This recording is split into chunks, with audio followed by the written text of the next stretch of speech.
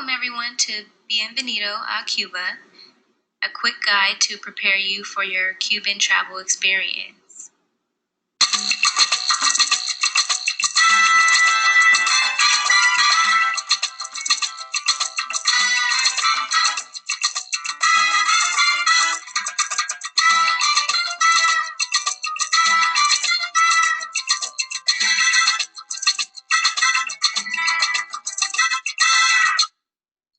My name is Christina Tebow.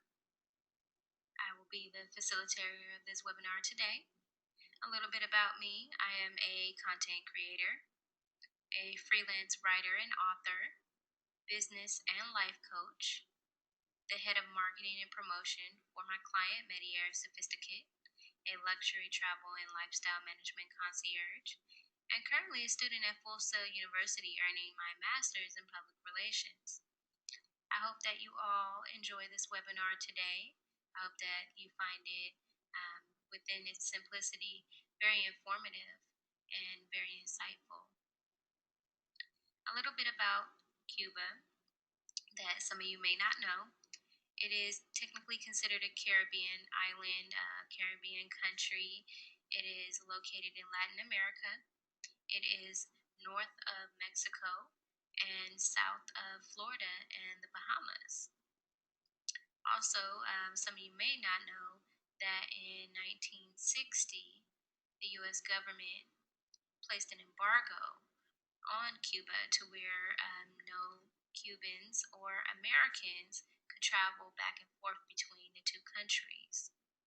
It has since been lifted by our president, Barack Obama, in September of 2015, which is a great thing because now we have travel opportunity.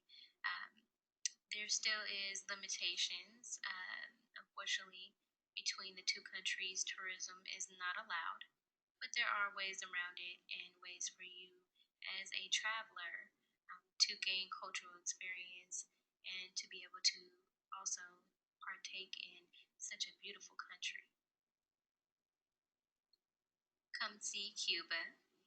There are many things to do, including purchasing art, smoking an authentic Cuban cigar.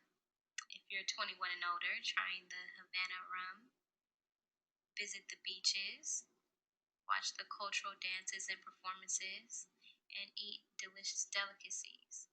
Also, just to let you all know, Havana is the capital of the country. So a little quick tidbit to give you some insight. There are important rules for traveling. In particular, there are 12 rules since unfortunately tourism is not allowed at this time. However, in me saying this, please don't let it discourage you from traveling. There are ways around it. A lot of cruise lines and a lot of travel agencies are currently underway, and some have already done a lot of group travel coordinating to where, as long as it's an educational experience for the tourist, then technically you're not considered a tourist, and you could actually come into the country and partake in a lot of travel and vacation experience while being informed at the same time and having a great learning experience. So 12 of the rules that apply to having authority to come to Cuba is educational activities for schools, including people-to-people exchanges, open for everyone, professional research and professional meetings, public performances, clinics, workshops, athletic and other competitions and exhibitions, religious activities, humanitarian projects, journalistic activities, family visits to close relatives, activities in Cuba by private foundations or research or educational institutes, any type of support for Cuban people, exportation, importation, or transmission of information, technologies, materials, certain authorized export transactions, including agricultural and medical products, tools, equipment, and construction supplies for private use, and lastly, official business of the U.S. government foreign governments, and certain intergovernmental organizations. Again, with that being said, please don't let it discourage you from travel.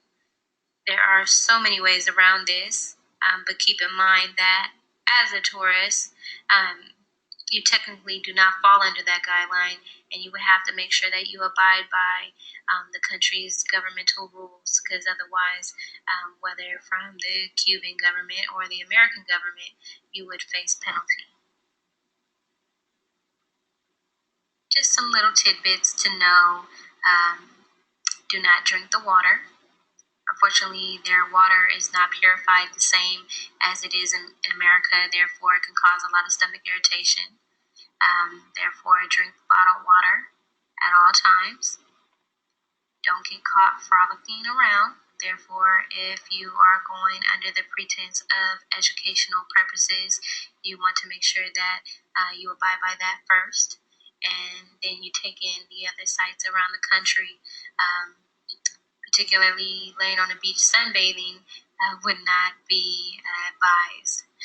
And make sure that you apply for your visa and your passport ahead of time.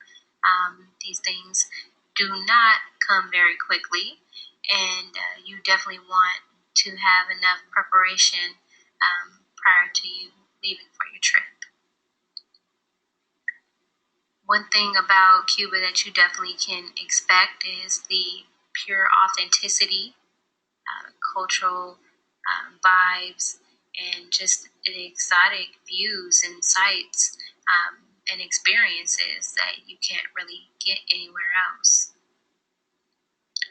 As I stated, the art scene is just very vivid and very passionate and just historical. The buildings, the architecture, very historical, very colorful, very beautiful, and timeless. And of course, the people are beautiful. The culture, the ways, just something as simple as dancing, very beautiful and exotic within itself. Now I'm about to show you a brief video on things to know prior to traveling to Cuba. I think it's very helpful and very fun to watch. So take a look. Take it from the top.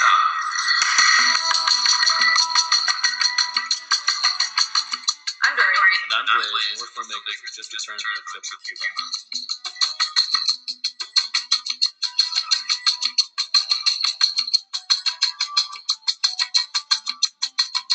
Before we left, we had a really difficult time finding any solid information about what to expect as American travelers and in general. So we decided to put together this video in hopes of giving you some solid information and encouraging you to take the trip yourself.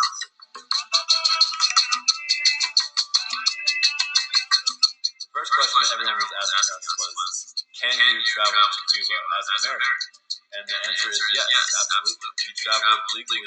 We did not travel with a travel agency. We got our passports stamped, and we took a flight from New York. It's really not that hard to go to Cuba, although we're still not technically allowed to go as tourists. So to get there, you have to fit into one of these 12 categories. These categories actually existed before the travel ban was lifted, but you used to be required to get a license and visa ahead of time. Now you can just check a box on this form when you check in at the airport, buy your visa at the gate for $20 and enjoy your new freedom. As filmmakers, we went as journalists, and based on what we experienced and heard from other legal travelers, as long as you have a valid reason for visiting, no further proof is required. Another question that people ask us is, where did you stay when you got there?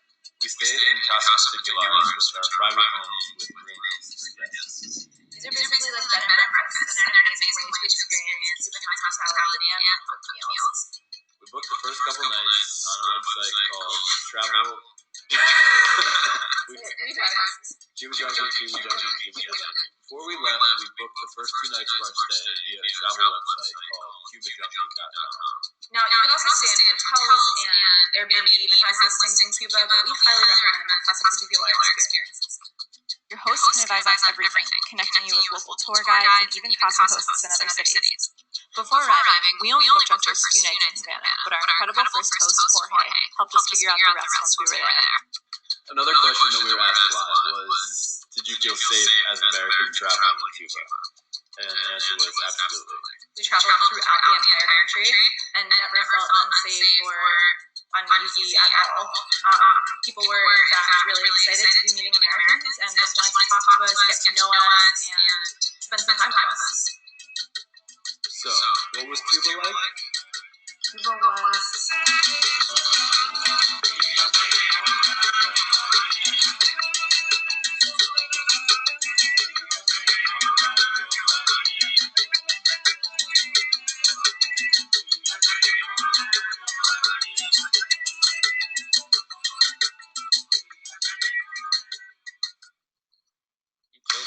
You killed it. That was good. Good job.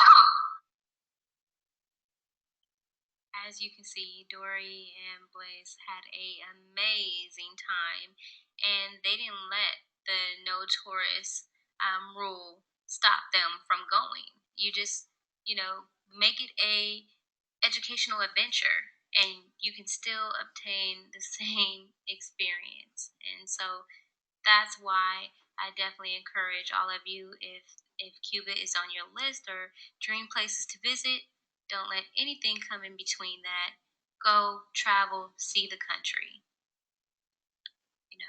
Cubans have a lot of pride. They're beautiful, wonderful people, just as we are in our own home country.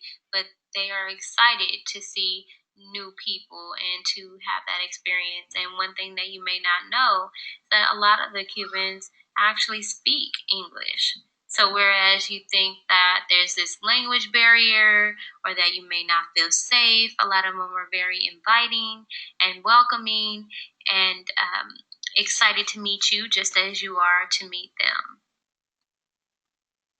Now you may ask, why should I go through Mediaire Sophisticate for my travel experience when Dory and Blaze just stated that they booked it on their own? Well, I can tell you a lot of different reasons as to why Mediaire Sophisticate is, just a leading travel concierge, why they're so awesome. But it really boils down to a lot of basic but very important factors that I think is really important when traveling. Mediaire Sophisticate can definitely provide you cheaper rates, group travel, and individual travel bookings, perks, discounts, and traveling gifts. They have an exclusive network, and they have a partnership personally with Delta Airlines and American Airlines. This saves you time, effort, and allows you to take care of other things as you're preparing for your travel experience. In my eyes, these are very important factors, and this is why you should choose Mediaire Sophisticate as your travel concierge. Again, Cuba is a beautiful country with sights that you can only imagine seeing. The land is so beautiful and definitely makes for a wonderful, exciting, and new travel experience for you as a tourist. Remember again, don't drink the water. Instead, bring bottled water. Don't get caught frolicking around on the beaches acting like a tourist. Be sure that you are complying with the government rules. And apply for your visa and passport ahead of time. Don't wait until the last minute. I know Dory mentioned that she paid $20 for a visa up front. As we progress further, into the future, I'm not sure if that rule will still be valid during that time. You just definitely want to make sure, just traveling in general, that you have preparation and that you are just researching and just giving yourself enough time to make sure that you have the necessities that you need. My references available should you all wonder where I received the material from. And I'll open the floor for any questions, comments, and a brief survey at the end. Just on your feelings about what you know now in regards to traveling to Cuba, how you feel about the webinar, and if you have any additional comments. We gladly appreciate it and welcome it. Lastly, here is my contact information, my email address, chrissyfixpr@gmail.com, my phone number, 925-852-4346, and my social media handle across the board from Twitter, Facebook, Instagram, Tumblr. It's all Chrissy Elaine PR. Thank you for joining me today. I hope you all learned at least a little bit more about traveling to this beautiful exotic country, and I hope that you are very encouraged going forward to, if not travel soon, then definitely make it one of your travel experiences in the future. Have a wonderful day.